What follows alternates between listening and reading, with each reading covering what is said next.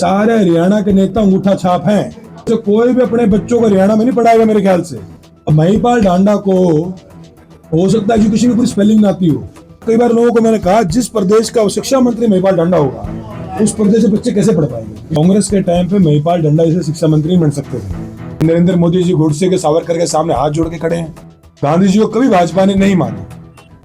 भाजपा अपनी सारी चोरियां, सारी कमाइयां राम जी के पीछे छुपा लेने की कोशिश करती है। पूरा देश हरियाणा के युवाओं, हरियाणा के लोगों की प्रतिभा का लोहा मानता है कि आप उनका तुरंत प्रभाव से इस्तीफा लें। जिन्होंने हरियाणा की नौकरियों पे डाका डालने का काम किया है, आज एक बिहार का ऐसा ऑफिसर ये लेकर आए हैं, अफसरों को दे दिया और अफसरशाही हमारे प्रदेश में बहुत ज्यादा हावी होती है। संकल्प लिया है और आपने देखा होगा कल भी हम सब ने एक दिवस का उपवास रखा था मनरेगा बचाओ अभियान के तहत, और इसमें भी एक उसकी सारी बातें हमने कल भी बता दी थी। पर जो मुख्य जो बात रही हैं वो ये रही हैं कि जो ये नया एक जो एक स्कीम जो लेकर आ रहे हैं उस स्कीम में एक तो कोई गारंटी नहीं है मजदूरों के लिए।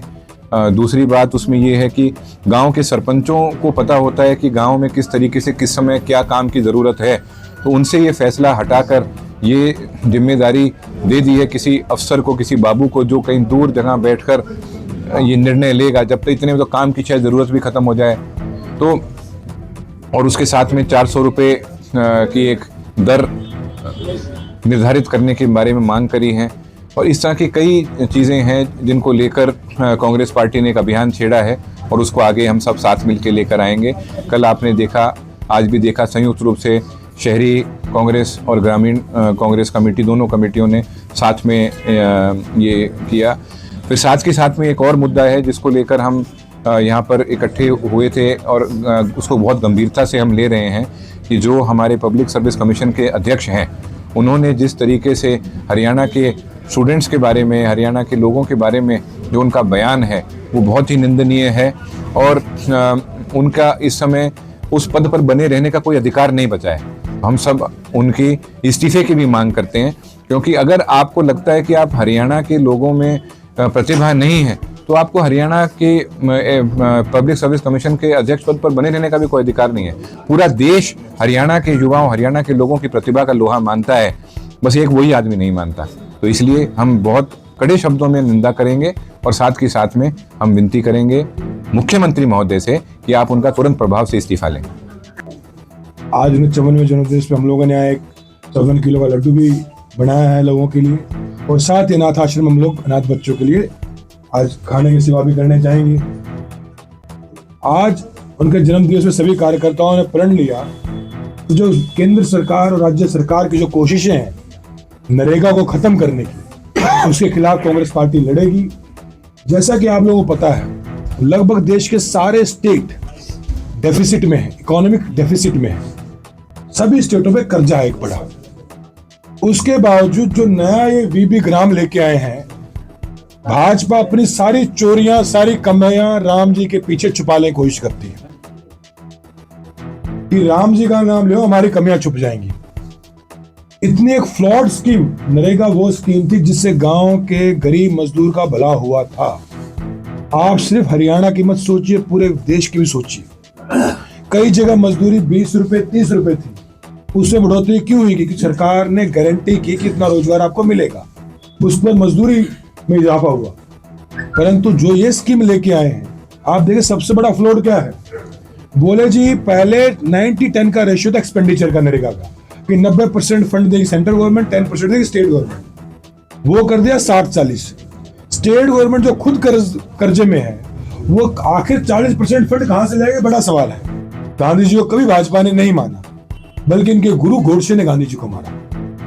इनको इसलिए नफरत है गांधी जी के नाम से। आपने तरह तरह की तस्वीरें देखी होगी कि नरेंद्र मोदी जी गोडसे के सावरकर के सामने हाथ जोड़ के खड़े हैं। तो ये दिखाता है कि इनको नफरत नरेगा से, सही मामले में महात्मा गांधी जी के नाम से, इनको राष्ट्रपिता जी के नाम से इनको नफरत है। और ये दुर्भाग्य है कि भाजपा अपनी सारी कमियां प्रभु राम के नाम के पीछे छुपाना चाहती है। जो काफी दिनों से इस प्रदेश में चल रही है कि एचपीसी के चेयरमैन बिहार के हमारे कोई बहुत बड़े प्रोफेसर है या क्या है, क्योंकि वो भिवानी और हरियाणा की जो यूनिवर्सिटियां हैं वो कह रहे हैं कि ये यूनिवर्सिटियां किसी लायक नहीं है। तो मैं आपके सामने आपके माध्यम से ये कहना चाहता हूं भारतीय जनता पार्टी के शीर्ष नेतृत्व को, माननीय मुख्यमंत्री नायब सैनी जी को, कि भाई ये हरियाणा प्रदेश पंजाब का छोटा भाई, इसने हमेशा दूसरे स्टेट से, खासकर बिहार से जो मजदूर भाई हमारे आते थे उनके पेट भरने का काम ये प्रदेश करता था। आज एक बिहार का ऐसा ऑफिसर ये लेकर आए हैं जिन्होंने हरियाणा की नौकरियों पे डाका डालने का काम किया है। आप पिछली जितनी भी भर्तियां हरियाणा में हुई हैं उन सब में बाहर के ये प्रत्याशी, बाहर के कैंडिडेट जो हरियाणा में नौकरी पा रहे हैं, तो ये कैसा इंसाफ है भाई। कि हमारे साथी बहुत बड़ा प्रदर्शन आने वाले दिनों में करेंगे, या तो इस चेयरमैन को यहां से हटा दो, नहीं तो हम चंडीगढ़ में भी इसका प्रदर्शन करेंगे और भिवानी में भी करेंगे। और मैं आप लोगों के सामने एक अनुरोध करता हूं कि ये जो आने वाली पीढ़ी है ये हमारी तरफ देख रही है। आज देश और प्रदेश किस दिशा में जा रहा है, ये मनरेगा को खत्म करना चाहते हैं। मजदूर ग्रामीण एरिया में जो सबसे ज्यादा इसके लाभान्वित थे वो एससी और बैकवर्ड के लोग हैं।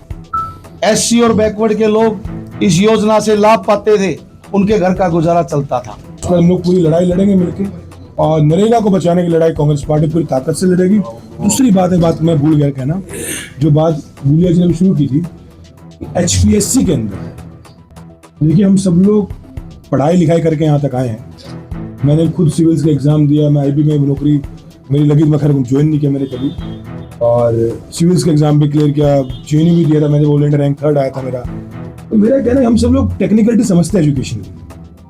अब इन्होंने कट ऑफ कर दी 35%। अब IAS के एग्जाम में भी कोई कट ऑफ नहीं है। अगर आपकी 10 वैकेंसी है तो आप क्या करते हो, अगर आपका इंटरव्यू है, इंटरव्यू 10 वैकेंसी है, तो आप रिटर्न में जितने टॉप के 30 बच्चे बुला लेते हो, 30 में 10 चुन लेते हो। रिटर्न में 35% क्या क्राइटेरिया है, क्या क्राइटेरिया इसका? भाई बेसिक बात है, 10 वैकेंसी है, 100 वैकेंसी है, तो 300 इंटरव्यू में बुलाओगे आप, 100 सेलेक्ट कर लोगे। ये क्या 35% नंबर लेके आने आपको? ये जानबूझ के बैकलॉग क्रिएट किए जा रहे हैं स्टेट में, ताकि उनकी भविष्य में HKRN से मंत्री शंत्री मिलके आनंद फाने में भर्तियां कर सकें। दूसरी बात, BCA की लोग बात करते हैं, DSC की बात करते हैं, मेरे पास पूरा परफॉर्मा पड़ा हुआ है। जहां 10 सीटें थी वहां बच्चा एक बुलाया गया इंटरव्यू के लिए।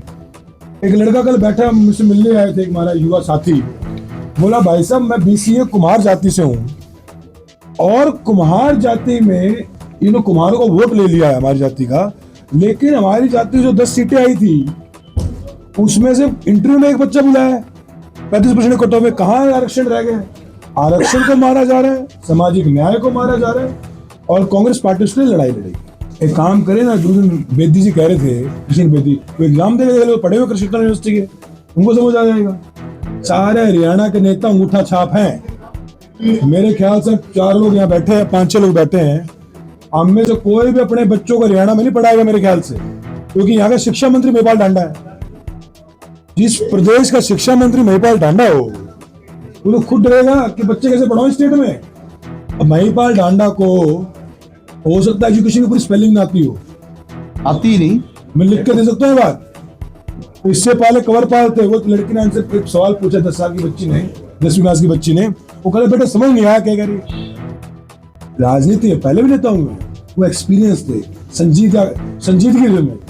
भाई एजुकेशन मिनिस्टर कम से कम ऐसा बना दो, कम से कम भाई जो थोड़ा संजीदा एजुकेशन के प्रति, जो कुछ आता हो, बेसिक नॉलेज हो। अब आपने महिपाल डांडा से एजुकेशन, महिपाल डांडा को बनाना, खाना मंत्री बनाए थे आप, उसको कुछ और बनाए थे, जहाँ कुछ और होता। एजुकेशन से खिलवाड़ कर रही है। मतलब मैंने कई बार लोगों को मैंने कहा, जिस प्रदेश का शिक्षा मंत्री महिपाल डांडा होगा, उस प्रदेश के बच्चे कैसे पढ़ पाएंगे? इसे कुछ आता ही नहीं उसको। तो शिक्षा का स्तर हरियाणा में कागजों में साक्षरता बच गई है, शिक्षा नहीं बची है। शिक्षित होने और साक्षर होने फर्क है। तो हरियाणा का बड़ा बंटाधार कर दिया गया। मैं हमेशा कहता हूँ कि एजुकेशन सिस्टम वो जगह है, शिक्षा वो है जहाँ गरीब मजदूर किसान का बेटा पढ़ाई लिख के SP DC बनता है। अब इन्होंने ऐसे नेता बिठा दिए हैं जो खुद नहीं पता शिक्षा का आता ना पता, बस मजाक बन गया। यूनिवर्सिटी में आए थे डांडा साहब, एक लड़के ने सवाल पूछा था, क्या है मैं इसलिए कह रहा हूँ आप पहली जगह ऐसे बैठे हैं जहाँ वर्ल्ड बैंक की लेकर यूएन की बात हो रही है। आप बाकी पत्रकारों से पूछना दूसरे जिले में जाके कि वैसी बातें होती है, पक्ष दोनों की बात कर रहा हूँ मैं। This is a degradation of politics, this is a big degradation in the era of politics, जहाँ नेताओं को समाज से लेके, शिक्षा से लेके, यूनिवर्सिटी कल्चर से लेके कुछ ज्ञान नहीं बहुत सारे नेताओं को, और दुर्भाग्य है ये।